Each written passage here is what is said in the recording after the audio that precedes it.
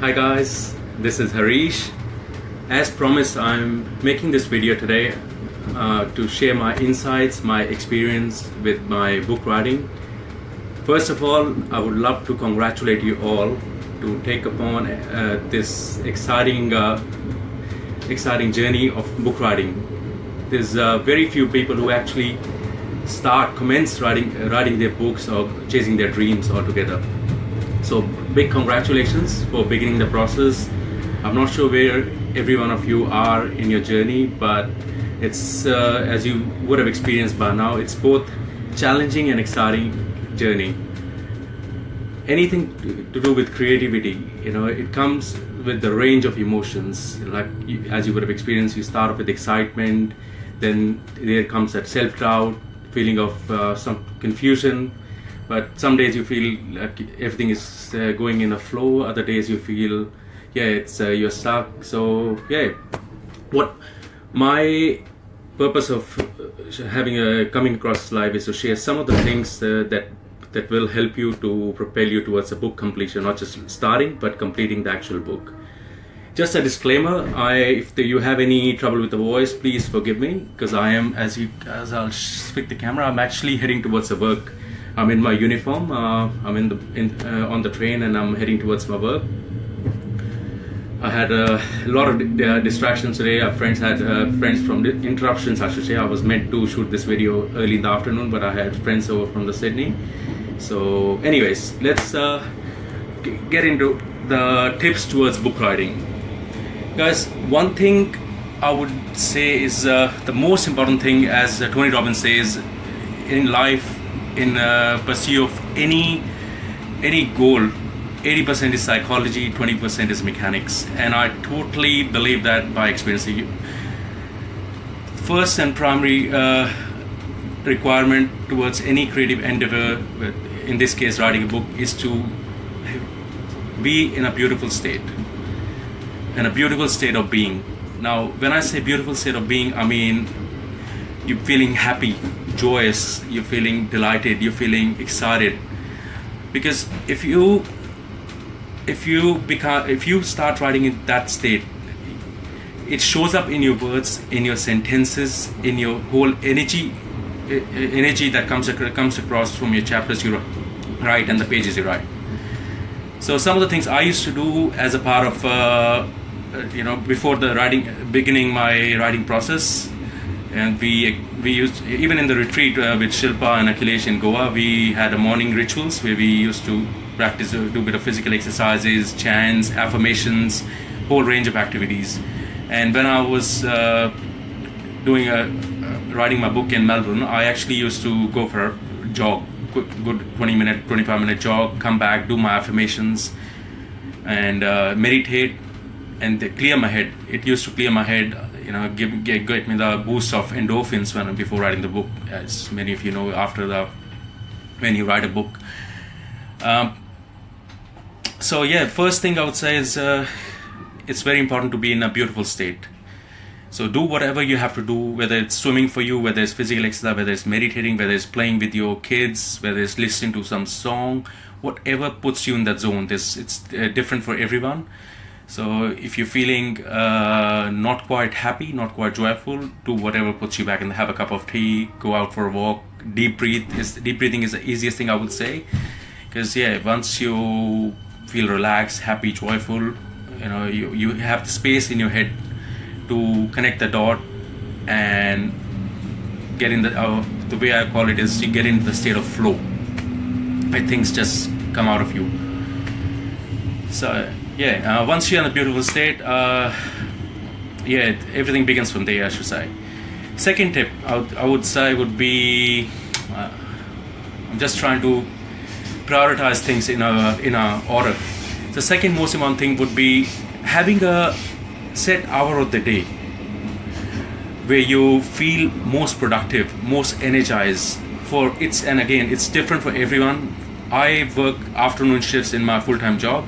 So the most productive time for me tends to be between the hours of, say, 11 and 2 o'clock in the afternoon, because once I've had proper sleep, I've had my morning breakfast, I've done my meditation, I've done my morning jog, I'm in a empowered state and I'm ready to rock. You know, my mind's fully recharged.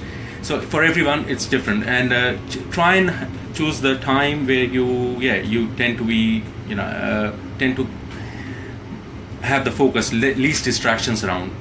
I know a couple of my friends who used to write their books in the evening, late in the evening, midnight for some of them.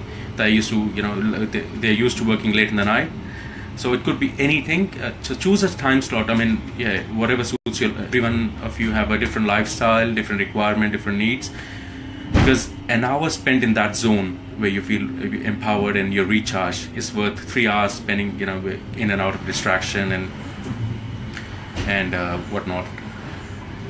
So choosing a time slot, and even to add another thing, I would say would be adding a place.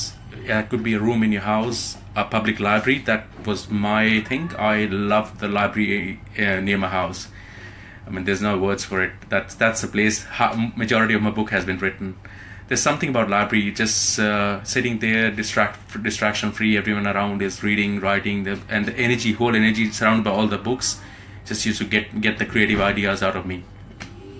So the second point would be to choose a time and a place. That could be a cafe for you, that could be a park for you. Just experiment and try different places, and that would take things to the whole new level for you.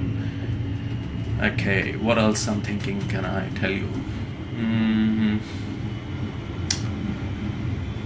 I mentioned about the emotions, the going through any creative endeavor, whether it's writing, whether it's drawing, or anything new, anything out of comfort zone that's going to better your life. Whenever you try to do something, there's a doubt, self-doubt comes in, and there's all the, I call it opposing forces. Your mind plays tricks on you. You start to doubt yourself, you start to judge yourself, you questions like unconsciously you start to ask, what I'm writing or what I'm doing, is that good enough, or are the other people going to read it? And that's the time you've got to stay empowered. You've got to believe in yourself, and I'm telling you, that's very normal for everyone. I have I've met people who have actually written great books out there, who have written multiple bestsellers out there. So everyone says, even if it's their 5th book, 6th book, they all go through. It's like people who are professional public speakers. They again go through the range of same emotions, same heartbeat, heart racing and blood pumping before they jump on the stage. Whether they have done one speech or 20 different speeches or 200 speeches or presentations, they all go through the exact same feelings. It's your mind trying to protect you, to keep you safe, generating all the thoughts which tend to be negative and self-critical, to make sure you're safe and sound every time you start to do something new, creative, or step out of your comfort zone. Whenever you're trying to grow, you're going to experience the fear, self-doubt, self-criticism, that your inner self-talk will come around. So that self-talk is always going to be there. You just keep doing what you have to do. Write a word, it will turn into a sentence. Write a couple of sentences, they'll turn into a paragraph. Write a couple of paragraphs, they will turn into a page. Write a couple of pages, they will turn into a chapter. Talking about pages, one more thing that comes to my mind. When I was writing a book, initially I thought I would write a book maybe 100 pages long. Then I looked at other books. I thought, maybe I should write average book size for self-help is like 200-250 pages. Maybe I'll write that. Then I came across books like Tony Robbins' Money Master the Game. That's worth 700 pages. That thick a book. And I didn't know what sells, what doesn't sell. But again, researching the best authors, the recommendations by people around who are much ahead of me in the game, who have written bestsellers, and asking Shilpa, who was again got a published book. I realized there is no guarantee, there is no average, there's no set style of writing, there's no set number of pages. It's whatever you choose or you feel to be right. You can write a book of 20 pages. Yes, you can write a book containing 20 pages. In fact, there is a book. It's about law of attraction that actually is a bestseller. I think that's only got 20 to 25 pages. I'll look it up and I'll even share it in comment section of of this live video, if I find the name of it. It's on Amazon, and it's something about law of attraction. That's on millions of copies. It's only like 20-25 pages, just a pocket book. So whatever amount of pages you want to write, however you want to write, it's all, you are the author. The book that's going to come out, it's going to be your baby. So do what you feel is the right thing, whatever inner voice, listen, whatever gets you excited, just do that. And don't worry about correcting as you write. Don't worry about fussing about the grammar, the language at the start. There are people along the way. There are publishers, there's editor, there's people you can hire outside of that publishing house who have professions and who can do all those nitty-gritty and perfect it all up. Your job is to get everything out of you, and they will help you make it, call it beautifying your book, making it more presentable, sellable, etc., etc. So yeah, self-doubt. What else I can tell you? I'm just thinking. These live videos, you got to think on the spot. What else? A writing approach, which I actually shared with Harish the other day. I was having a chat, and what worked for me is, I mentioned going to the library. I went to the bookshelf bookshelf containing the books of self-help books and personality development books. That's what I was, my books falls in that category. And I actually picked up 5 to 10 books. I think at the start I picked up 15 different books, which of different authors, best-selling authors, whatever appealed to me. I just picked them up, placed them on the table, and then towards the end, I shortlisted those books and only finalized them in 5 different books, which actually appealed to me. Some things, the language appealed to me in the chapters, which I really loved. So what I did was, I browsed through those books, looked at their chapter headings, and started taking notes. Started getting ideas around the language I can use. Like one of the things in my book is I've used a lot of illustrations and pictures. I've got nearly 100 odd pictures in my book, the illustration cartoons, which is the way I love to communicate ideas. I love I'm not a person personally. I don't like reading into smaller fonts and just a plain book. I love the idea of having images in the book. So there was a few books I've chosen, and they just stuck with me. And I borrowed those books. I was looking at those books and making bullet notes, points. So that could give me the ideas. At times you get stuck. You don't have ideas. You don't have the language for what you want to write, or you've got things in your head, but you can't get it out. So it's always worth looking at those 5 or 6 short books you've chosen and reading through. Suddenly, when you're feeling stuck, you go through a few paragraphs and something, you start to get ideas and you start to write then and there. So best thing would be surround yourself with 4 or 5 books and get ideas. So if I believe most of you have started writing your book. If you haven't commenced, or if you're not feeling quite confident of how to go about writing your book, best thing would be to think about the message you want to convey. Look at the books, 4 or 5 books that closely resemble to the type of book you want to write. Approach it from outside in. When I call it outside in, look at the bigger picture of the book. Look at the book. What's the title going to be? Then how many parts are going to be there? What are you going to have in part 1, part 2, or part 3? Let's say there are 3 parts. What are you going to have in part 1, part 2, part 3? Now within each part 1, how many chapters are you going to have? Just have a brief, rough outline. Name those chapters. Part 2, name those chapters. Now part 3, name those chapters. And those chapters, names, the titles, you can always change as you go along.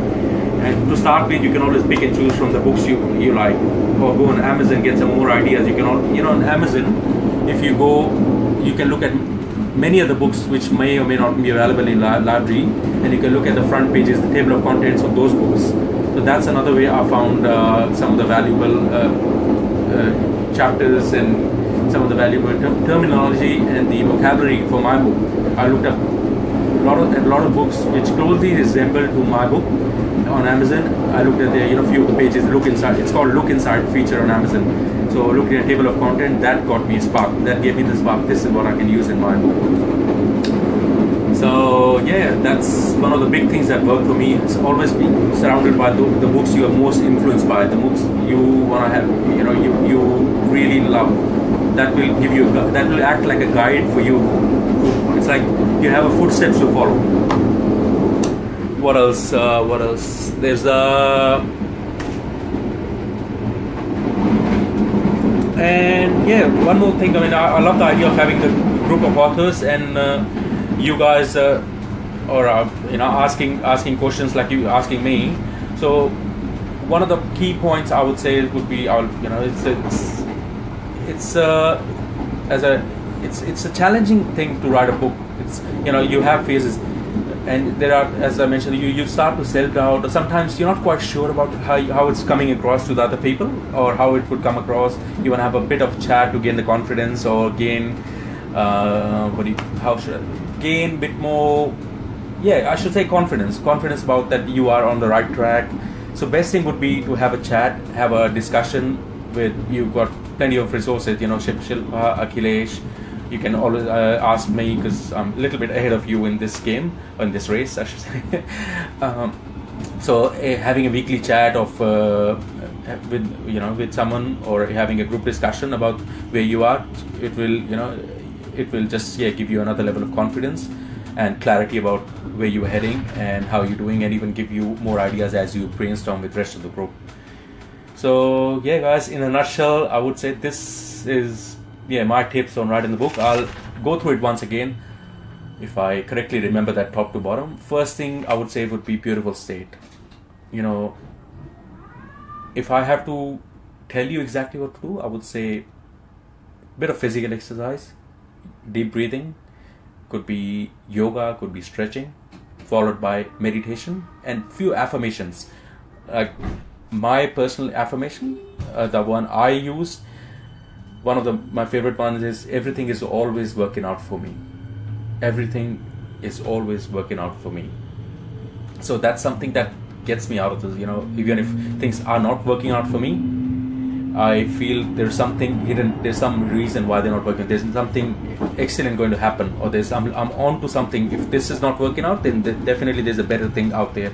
So that's my affirmation, to get me in that beautiful state of mind, because from then, good stuff.